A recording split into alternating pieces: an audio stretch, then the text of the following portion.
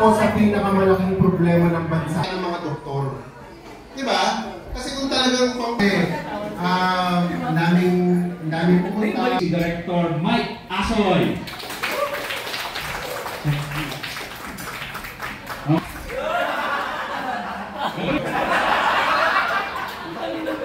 Biglaan lang ako nilalang ni Sir Ryan eh. Kaya medyo hindi ako nakapaganda. Mag-freestyle na ako kung ano yung naisip ko, no? May nag-realize ako.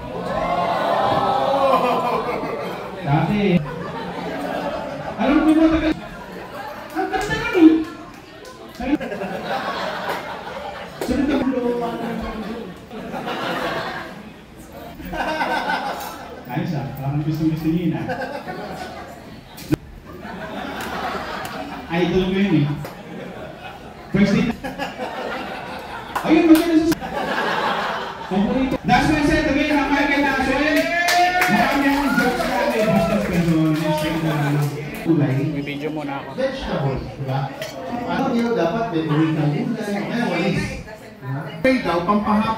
Honestly, sino po naniniwala na ang gulay ay ang gulay? Kasi yung tito ko na vegetarian. Napakahusay na komedyante nito. Ryan is inherently funny. Ryan is witty. Ryan is one of the most brilliant guys I know.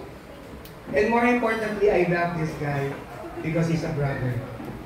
Ganun ko kumaling tao na to. So ladies and gentlemen, our headliner for tonight, Ryan Kilala!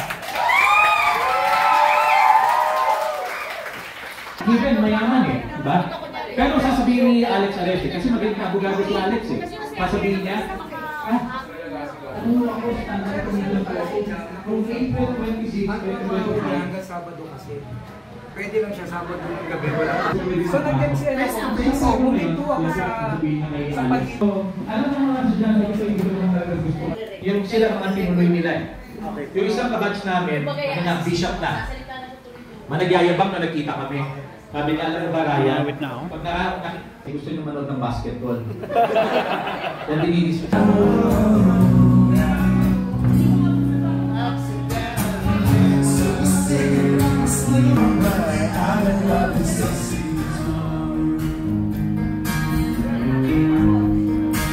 Parang ano siya, nawalan siya ng gana.